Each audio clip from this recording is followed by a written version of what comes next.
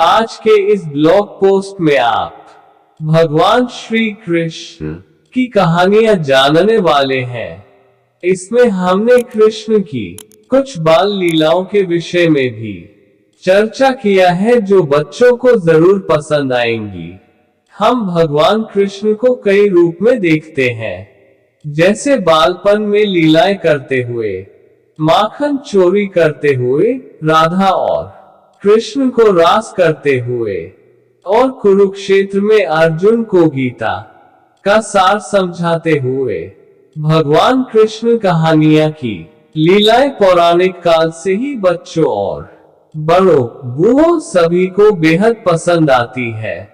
श्री कृष्ण की ऐसी ढेर सारी कहानियां हैं जो हम सभी के लिए ज्ञान और मनोरंजन का भंडार है।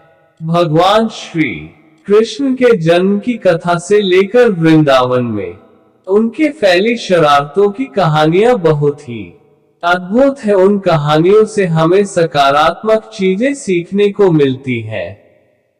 कृष्ण एक महान योद्धा होने के साथ ही सिद्धांतवादी और एक आदर्श पुरुष भी थे। कृष्ण की कहानियां और गीता के उपदेश हिंदू धर्म में बहुत महत्वपूर्ण है।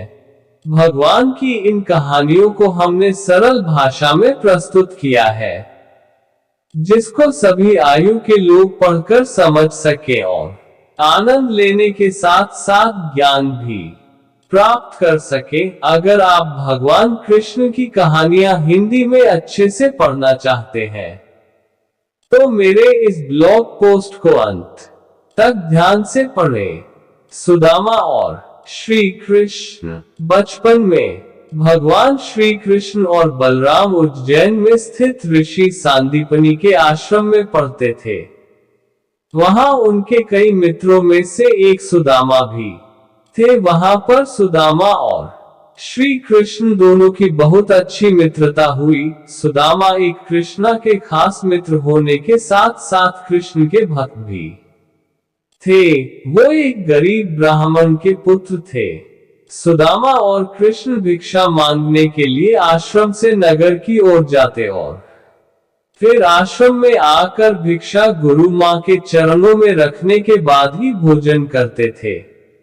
लेकिन सुदामा को बहुत भूख लगती थी, तो वे चुपके से कई बार तो रास्ते में ही आधा भोजन चट कर जाते थे।